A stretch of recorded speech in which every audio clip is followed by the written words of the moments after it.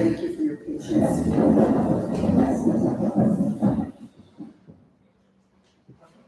Thank you.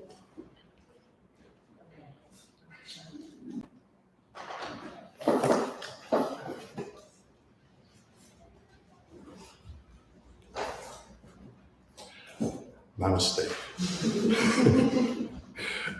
I have to talk to the whole audience there. We're having minor technical difficulties, so we're getting things set up kind of on the go here. We'll be starting in just a moment. Can you bring this maybe a little bit closer? You can see. Oh, yeah. I think it should be maybe tilted up a little bit too, like this. Yeah. Like Let me put a book or something just pull underneath. the screen forward. There you go. Oh. Okay. And then Wait, no, that this didn't way, do this way, anything. this way. This way? Yeah, there we go. Okay, there you go. Ah, Okay. okay. All right.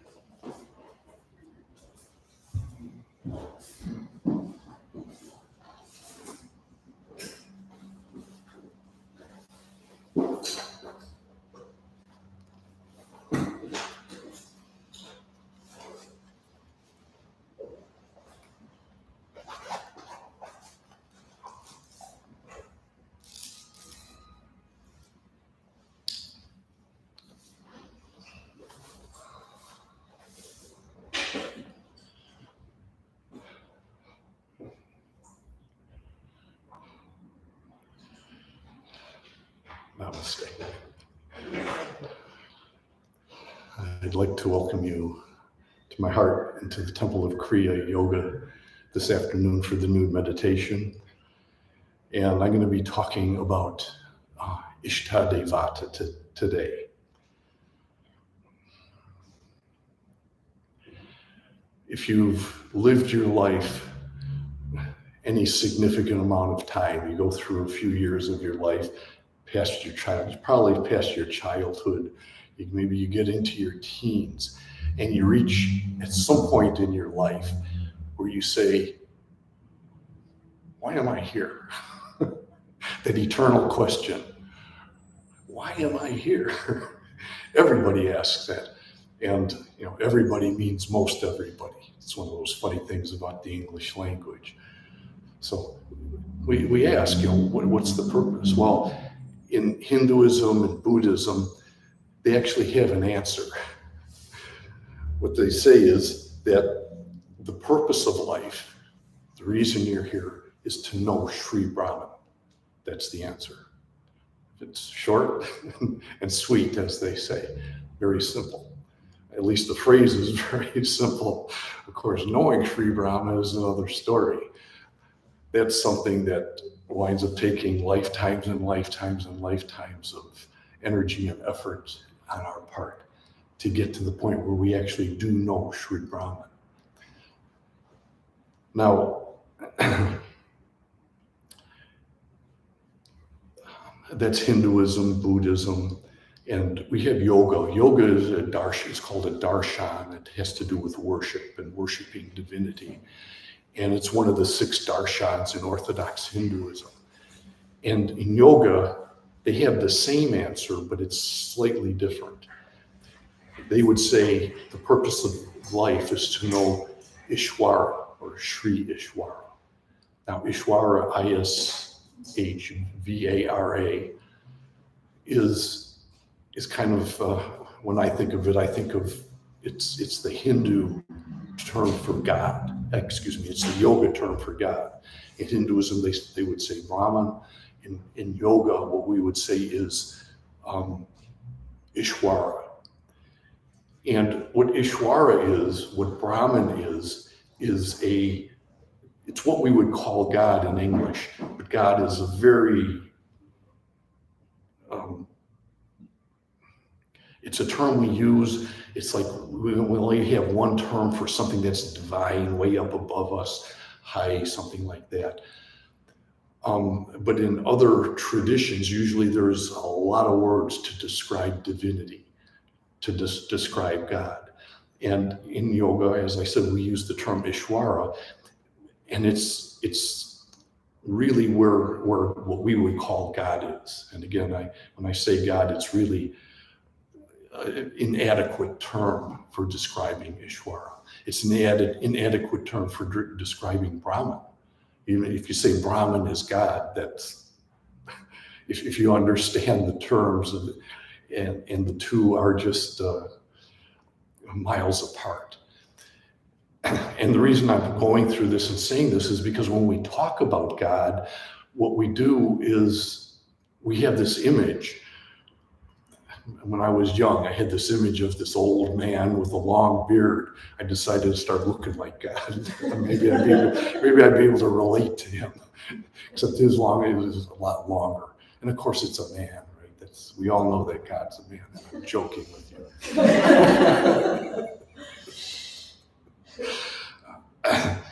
But anyway, we have this image of what God is. And that gets to the heart of the problem that we have, which is the reality. God, what I would call the God of God, the Ishvara, Brahman, and every religion, every mystical system has its own form of this high form of divinity. But when you get to it, what it is it's transcendent, and that's the key word.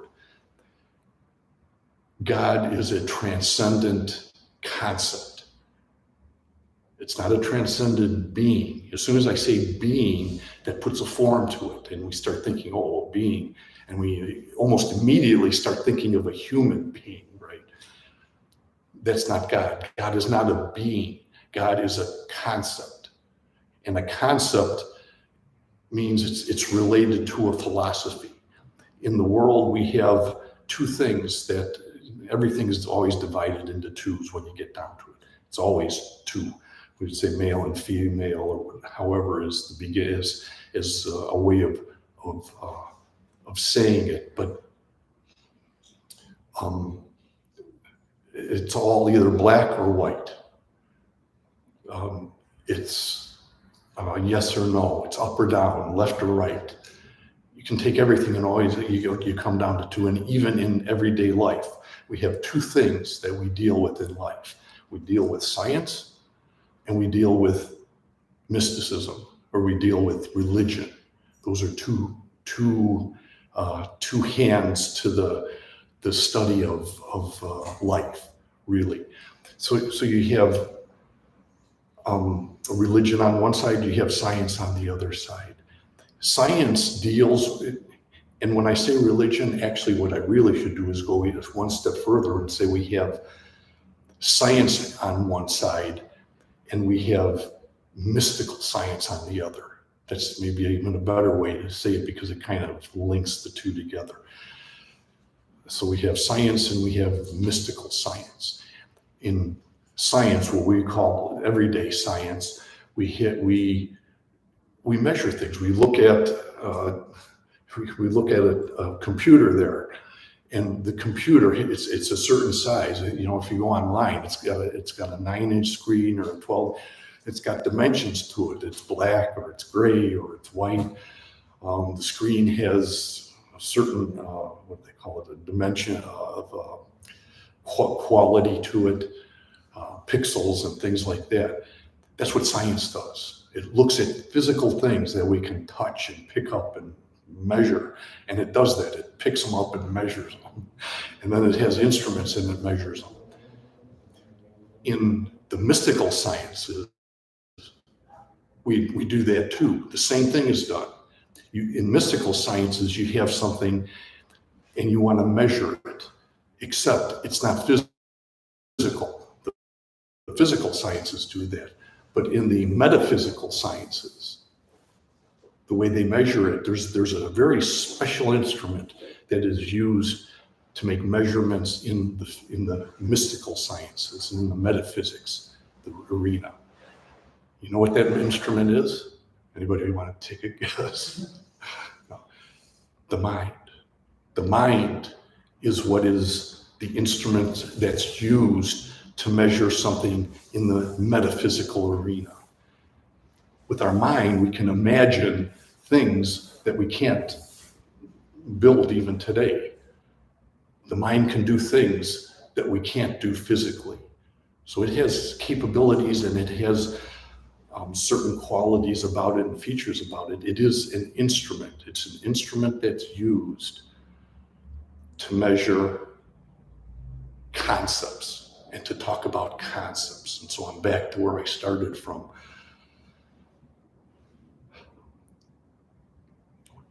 When we deal with Brahman, we're dealing with a concept.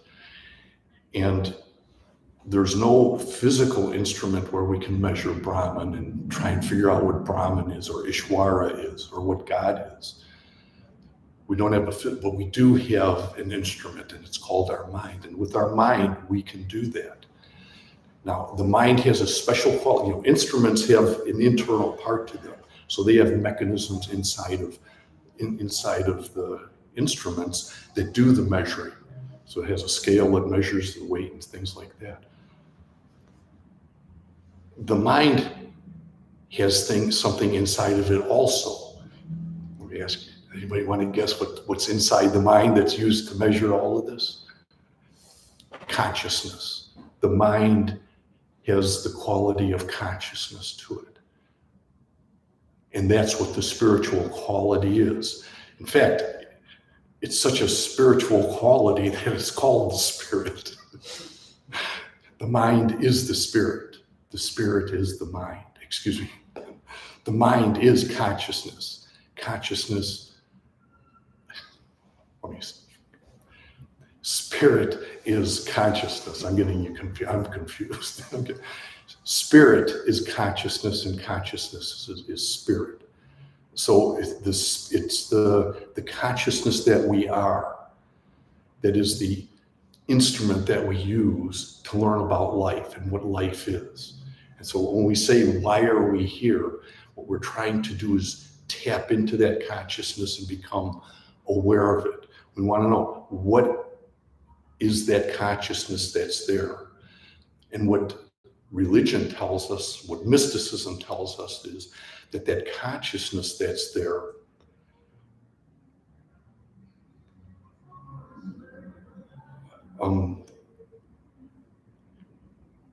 thinks that it's the physical body.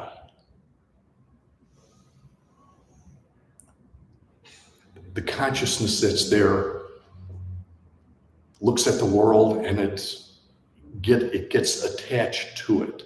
Now, that's not quite accurate. The consciousness itself doesn't get attached. The consciousness is pure. It's spirit. It's pure. It has nothing attached to it that's physical in the world. However, the consciousness, through what we call a process of ego centrification, or what I would call, through the process of an ego, there's an ego which manifests, and the ego is a physical thing, and this consciousness has become enmeshed through the ego into the physical body. And so the consciousness that we are, or what we call consciousness, has become clouded. There's a veil has been put in front of it. The physical body, the physical world has been put there. This veil's been put there. And we're not now, the conscious beings that we are, we're kind of semi-conscious, because we're conscious of the physical world, but we're not conscious of that other world, that world that exists, the world of Brahman, the world of Ishwara. We've lost our ability to connect with that. And somebody said, well, how did that happen? Why did that happen? It's a good question. I don't. How did we become enmeshed in the physical? How did the consciousness, how did the spirit become enmeshed into the physical body?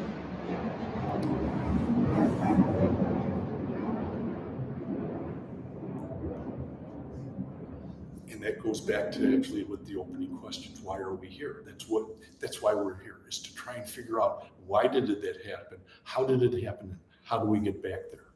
How do I take the consciousness which I am, which really has very little to do with the physical body as far as who and what I am. What I am is spirit. What you are is spirit. But it's been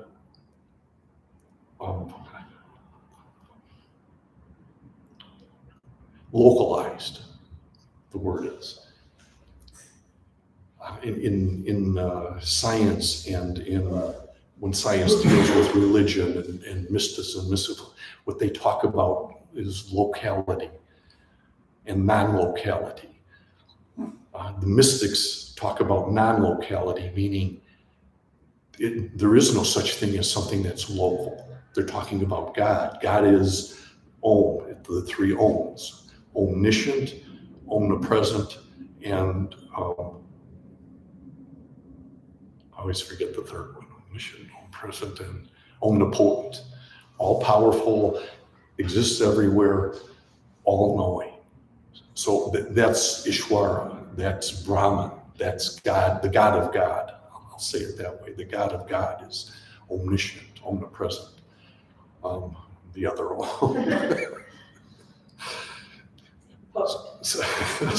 so omnipresent.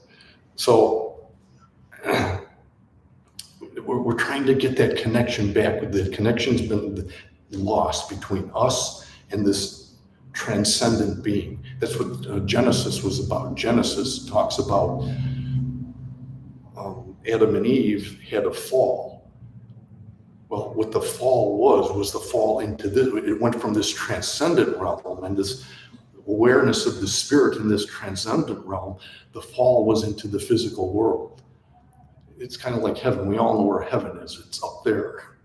You can point to heaven. It's up there. You can point to hell. We all know where that is. So these are things. These are things. These are part of the physical world.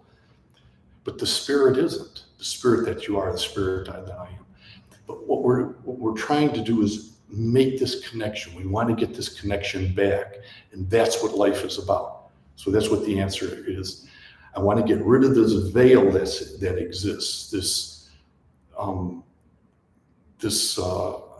separation that exists between my consciousness, which is localized, and get it to somehow get back into this non-localized consciousness, which exists everywhere and is eternal.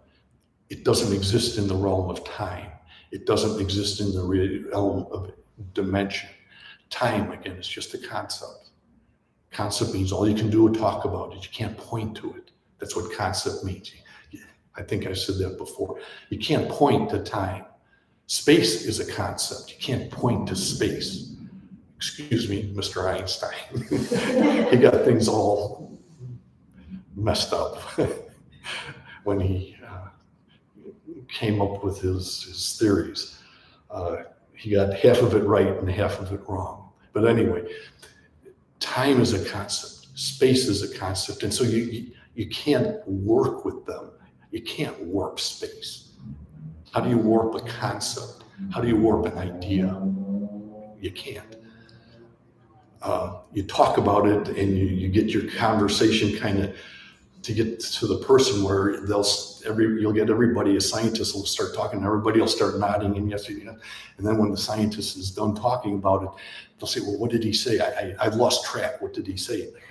I don't know. I have no idea what he said. It's because he's trying to play games with this idea of transcendence, which is outside the space-time realm, and what is inside the space-time realm, which is matter. And again, that's what our job is in this world. That's why we're here, is to do this. So again, we want to make this connection. So how do we get this connection between Ishwara, between Brahman, between the God of God? And the answer is, you know what the answer is, right? No. Okay. The answer is we use Ishta Devata, which was the title of the meditation. So I have to know it because I'm talking about. I made up the title, so I had to know the answer.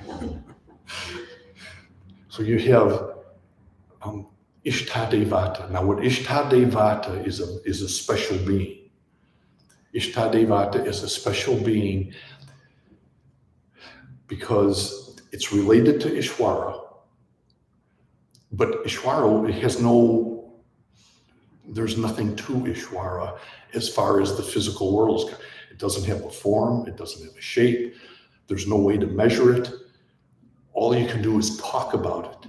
And in fact, some people would say, is as soon as you say Ishwara, you're automatically not talking about Ishwara because Ishwara can't be talked about.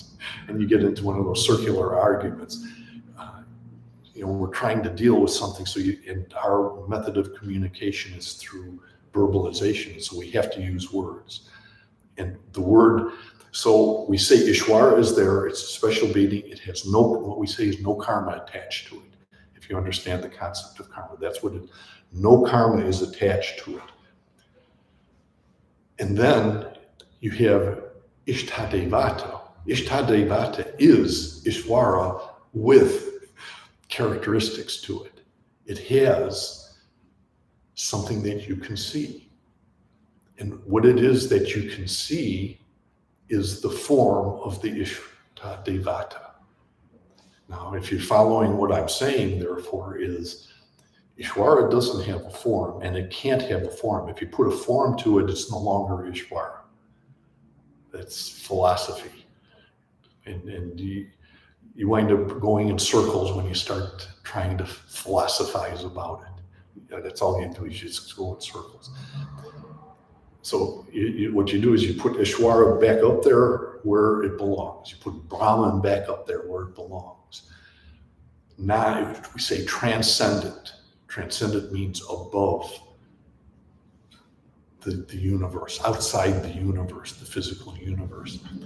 And what we use is what I guess you would call a mediator, a go-between. The go-between is the Ishta Devata. And the Ishta Devata is a go-between because it is Ishwara, but with a form. And the form is, by definition, your chosen form of God, your chosen form of deity. Now, that sentence is very important. I have to kind of pick it apart. It's your, reminds me of Kriya used to say, you never promised me a rose garden. Well, what does that mean? Well, does it mean you never promised me a rose garden? Or you never promised me a rose garden? Or you never promised me a rose garden? So anyways, it's one of those thoughts I get back. So it's your chosen form of deity. Ishwara is your deity, okay? You pick Ishta Devata. Ishta Devata is your chosen form of deity, so you pick it. You pick the God that you want. I was born into a Catholic family, a Christian family. Okay, they picked the God for me. It was Jesus. That was it. So for that religion, the Ishta Devata is Jesus, the religion, but it may not be the Ishta Devata for whoever the parishioners are. And it wasn't for me. I have an Ishta Devata. I had an Ishta Devata when I was 6 years old. I didn't know that's what it was, but I had it. But Ishta Devata is your chosen form of deity, and it's a very special person. And so your job in the next 2 weeks or week and a half, because we just had a new moon. So we had a new moon. So from now until the full moon, if you don't have it already, and what's today's date? Just for the video so they know. August 20th, 1923. Just if somebody looks at it in a few years from now. Maybe I'm being too egotistical. So it looks, so it's a new moon. And so from the new moon, between now and the full moon, if you don't have an Ishta Devata, your homework for you is to go home and start thinking about it and pick an Ishta Devata before the next lunation. And then if you really want to get into it, and if you don't do, again, for the video, let's suppose it's after the full moon, between the full moon and new moon. Then what I suggest you do is you wait till the next lunation. And after the next new moon, now you start to investigate and think about this idea more deeply. What's your Ishta, who's your Ishta Devata? And pick an Ishta Devata, your chosen form of deity. It's very special to us, it's personal to you, and it can be anyone or it can be anything. It's something that's special again to you. You're chosen form it. So you're going to choose it. You choose your God. Your mind chooses your God. That's very important, because when your mind chooses your God, it's the right one. If it's not, I'll tell you what, your mind will tell you, hey, you picked the wrong one, and then you'll have to pick something else. You'll have to kind of get a divorce, a spiritual divorce with your chosen Ishta Devata, and then get remarried to your real Ishta Devata. I'm joking with you a little bit. But spend some time, and once you pick your Ishta Devata, draw a picture of the Ishta Devata. That's a good thing to do with it too. But how do you choose it? Again, it's something that inspires you. I mentioned it could be Jesus. I mentioned I'm from a Catholic family, so it could be Mary, the Virgin Mary, Mother Mary. It could be a patron saint. You have saints in different religions. Some have saints, some of them have sages. So you have saints and sages. Maybe you have a particular saint that you're drawn to for whatever reason. It might be, it's personal, it's between you and your Ishta Devata. And your mind you'll say you chose the Ishta Devata, but I'm telling you, it's your mind will be choosing the Ishta Devata. And so you pick it. If you're a Buddhist, it could be Buddha. If you're Hindu, it could be Krishna, it could be Lakshmi.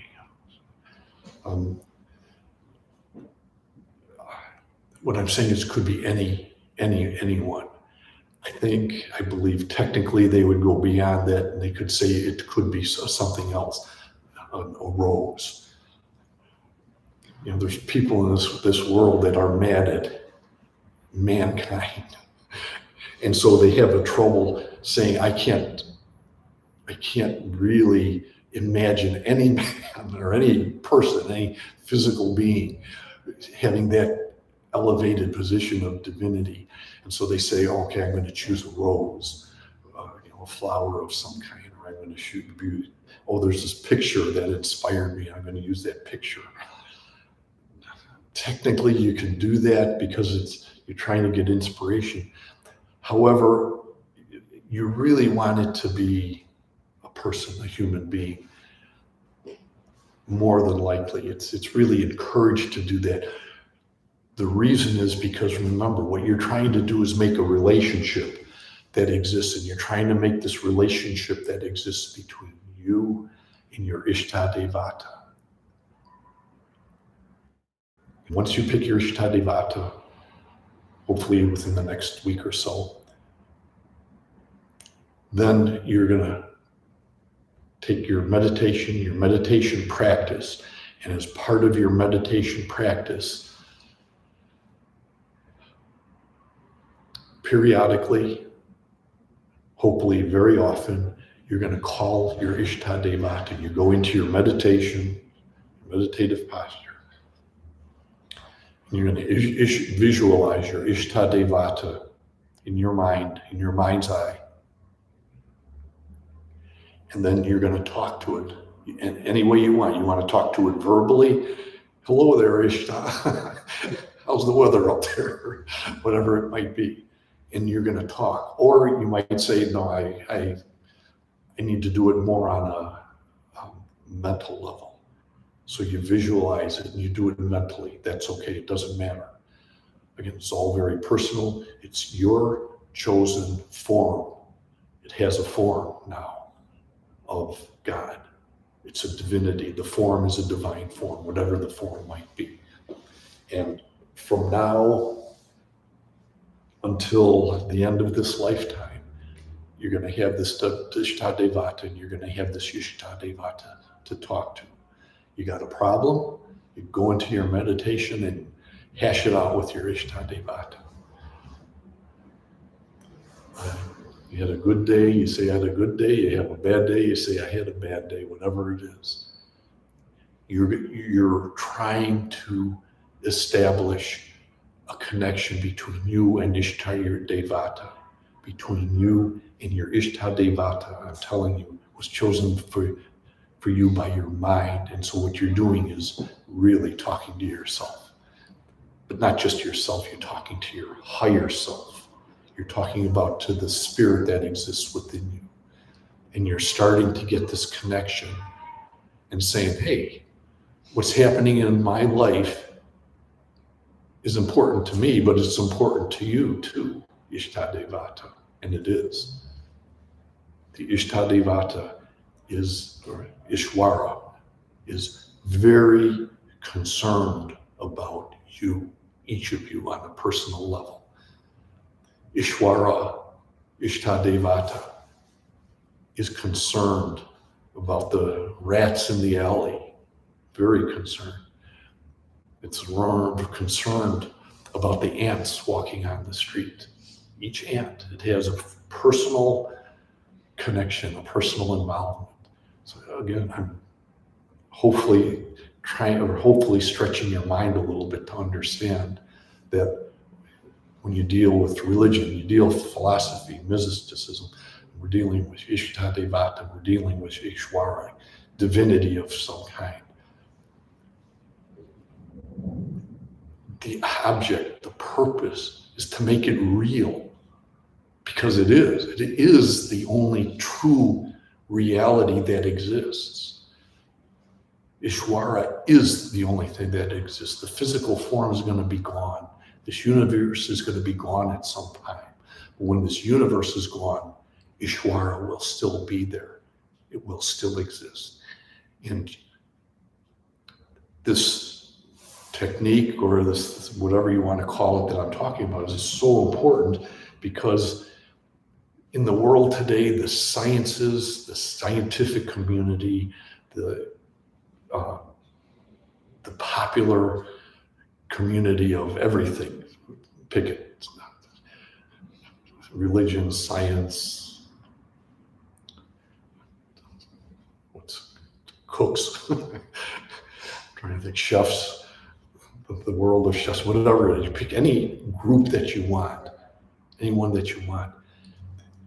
Over the past few hundred years, there has been a concentrated effort to take people and to get them to be materialists, to say all that really matters is the material. That's what mainstream science tries to do. It says all that matters is the material world. And that's what you should be involved with, and that's what you should be working with. You live once, you're born, you live, you die, and that's it. And they do it in a very subtle way, or it's done in a very subtle way. You don't realize it's happening. It starts the moment you're born and you come into this world. And I'm telling you, by the time you're a teenager, that's infused in your mind that all that matters is the real world.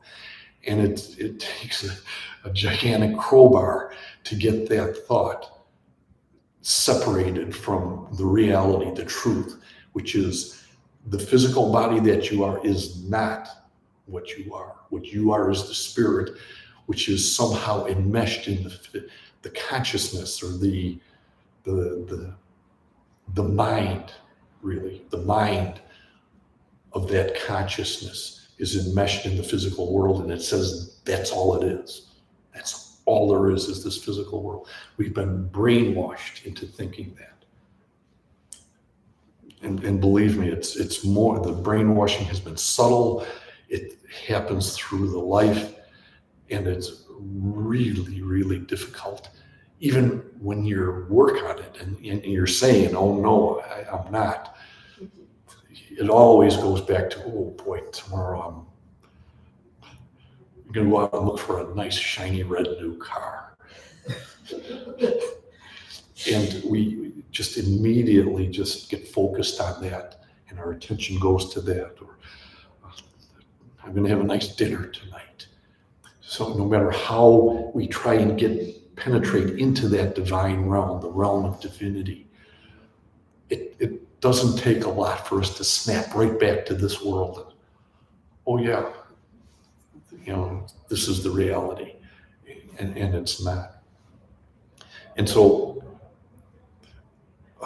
when I have to start kind of closing off and concluding with all of that. The message for today is that you want to make this connection between you and your Ishta Devata. I have a limited amount of time that I can do. I'm conveying an idea, a thought to you, and hopefully enough so that you understand now what the Ishta Devata is, so you can go do it yourself now. Okay?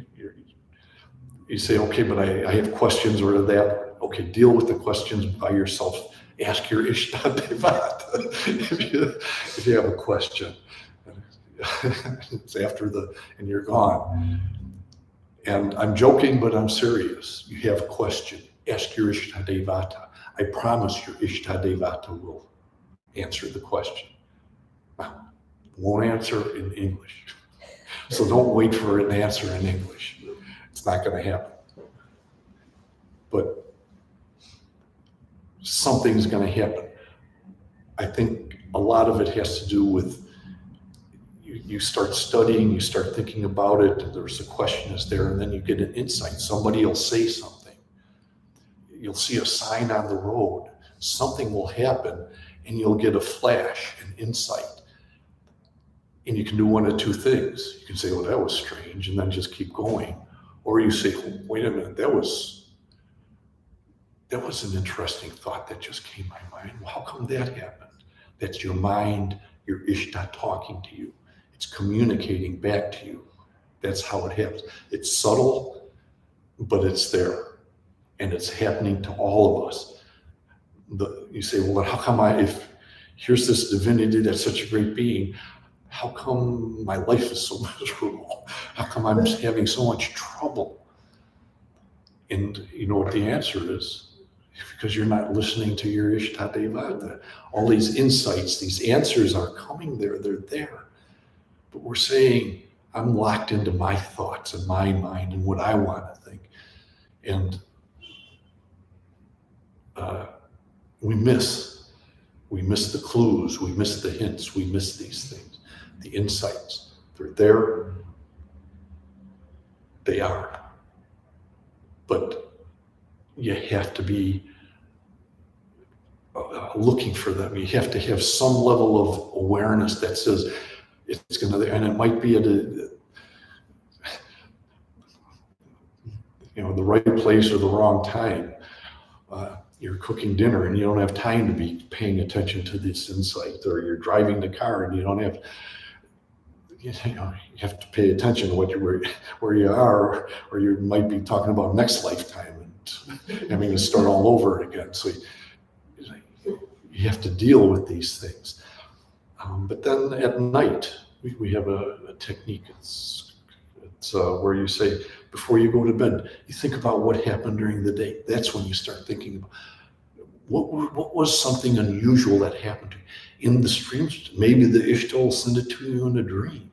Again, it won't be a dream where someone's talking to you and tells you the answer. It'll be a dream of something. You have a pink chair. You say, gosh, that was a strange dream. It means something. That's the divinity, that's your Ishta, that's Ishwara talking to you. trying to answer that question, why am I here? You got to listen to it and use your imagination to a certain degree on where it is. And then I just want to do one more thing, and I'm going to do it. I'm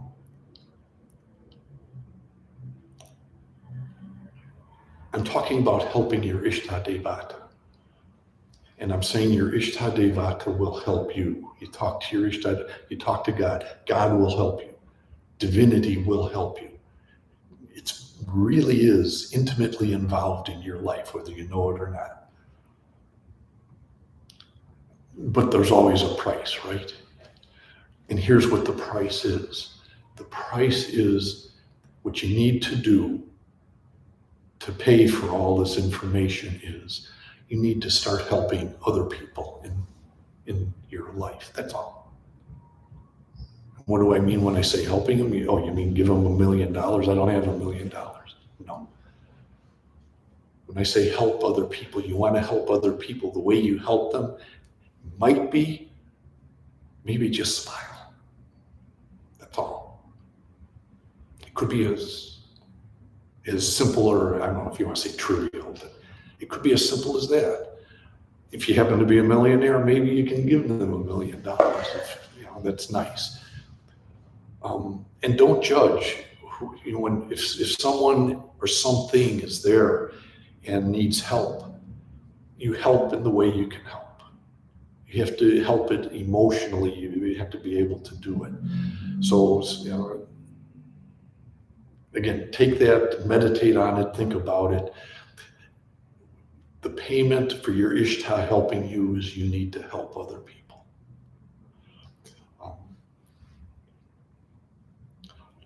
And then what you do is, if you want to take it a step further, in your meditation, you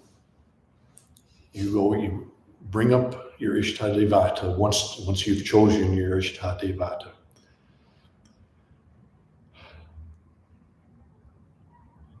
And you visualize your Ishta Devata and radiating from either the sun center or from the heart chakra, either the sun chakra or the heart chakra. You visualize light radiating from the Ishta Devata. So there's your Ishta Devata in front of you. You've got that visualized. And radiating from your Ishta Devata is light.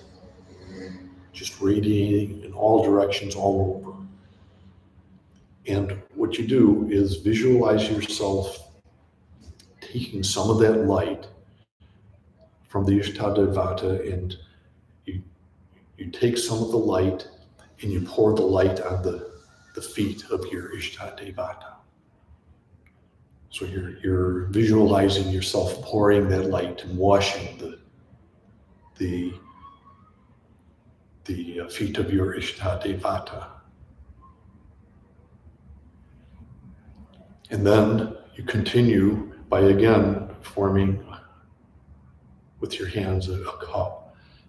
And then visualize yourself pouring that light over the entire body of the Ishta Devata.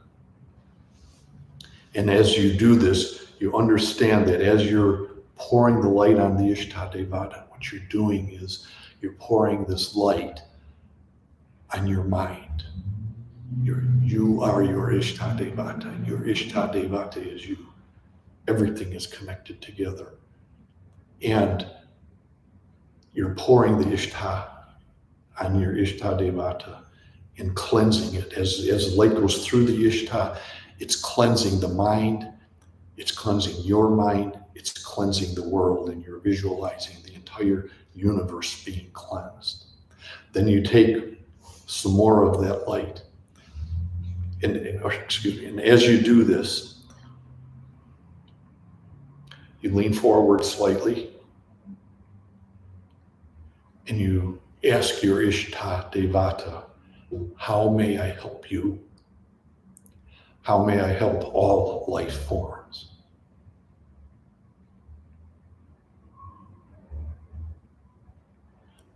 Then again, you gather more light from your Ishta Devata, and you take the light and you pour it over yourself. And you feel the light flowing through you, and as it flows through you, it's cleansing all the petals of your mind, all the cells of your being. And it's washing away all negativity and washing away difficulty and cleansing your external body, cleansing your internal body, cleansing your mind. And then what you do is you take, and we saw pranam, you bring your hands together and you bring the thumbs and you touch what we call the crown chakra, the 1,000-petal lotus. And as you touch the 1,000-petal lotus, you again say to the Ishta Devata, how may I help you? Help me to help all life forms. And then you bring the thumbs to the Ajna chakra, the level of the Ajna chakra. And a third time you say to your Ishta Devata, how may I help you? How may I help all life forms? Then you bring your hands, your pranam, to the throat chakra. And there you say, give me the wisdom, the knowledge, the ability, the yantra, the mantra, to keep my vow, to help all life forms. And then you bring your hands to your heart, the level of the heart. And with that, you collect all the wisdom that you have, gather the wisdom and the compassion that you have. Not the compassion, not the wisdom, but the compassionate wisdom that you have. And you bring it in and ask that your Ishta Devata gives you the compassionate wisdom to be able to fulfill your vow. And then you finish by what we call prostration. You visualize yourself, or you can actually do it physically. You can visualize this, you can do it physically. You prostrate, which means flat, to your Ishta Devata, and you say,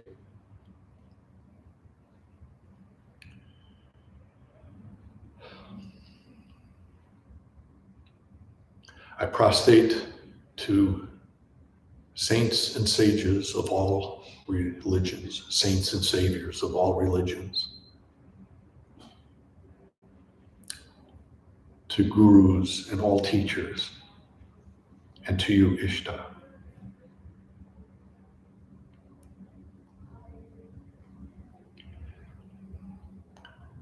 And then you are ready to move out into the world, or move into your meditation,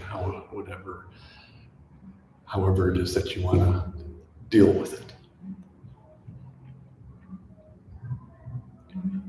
And so with that, I'll close the noon meditation. And we have a little prayer that we do at the meditations.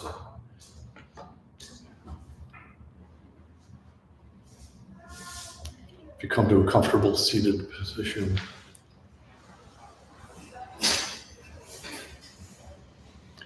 may the infinite Lord of life, of love, and of laughter bless you at this moment. May each cell of your being, each petal of your mind, be touched, be healed, be harmonized. May vim, vigor, and vitality be yours. May you truly find that which you seek, and may you find that which you seek surely, swiftly, and most harmoniously. Om Shanti, Shanti, Shanti.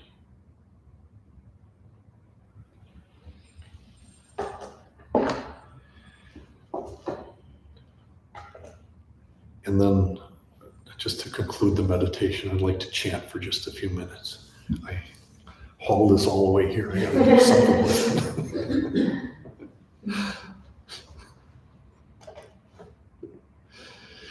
chanting the 12-letter mantra. It's Om Namo Bhagavate Vasudevaya.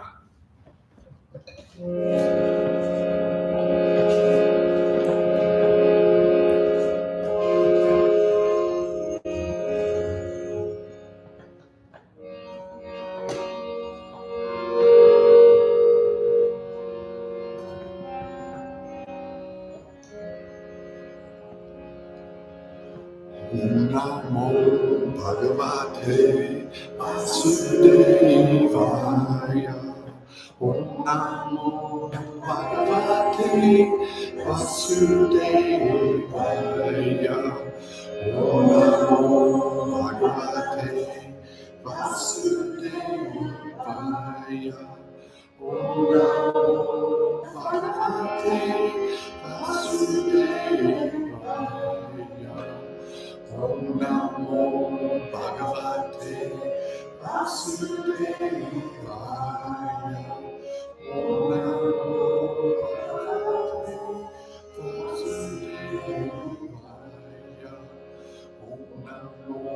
Bhagavate Vasudevaya.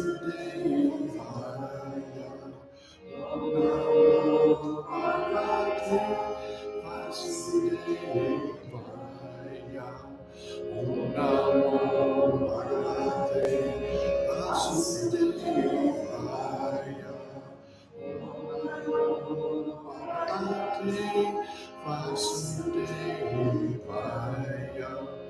Om Namo Bhagavate Vasudevaya. Om Namo Bhagavate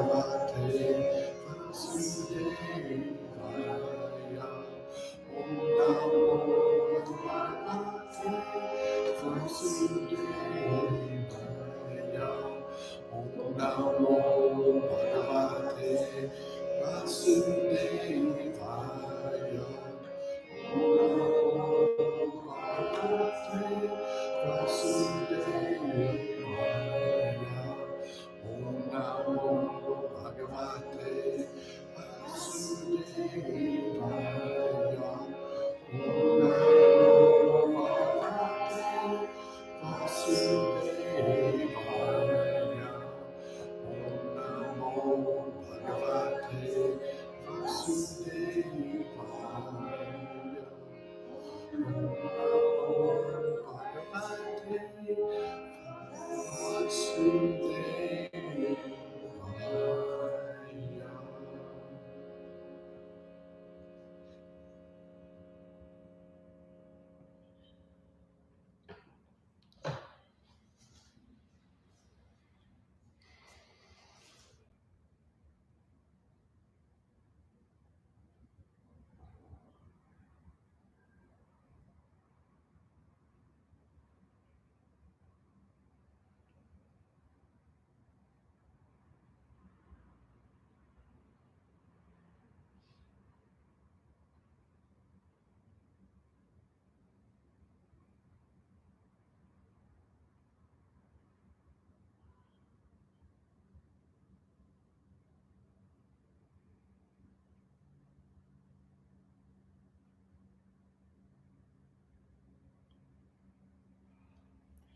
Namaste.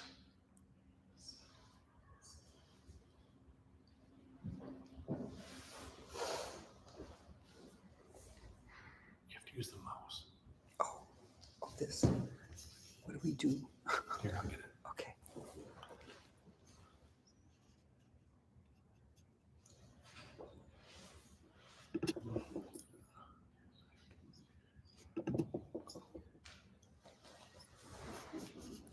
And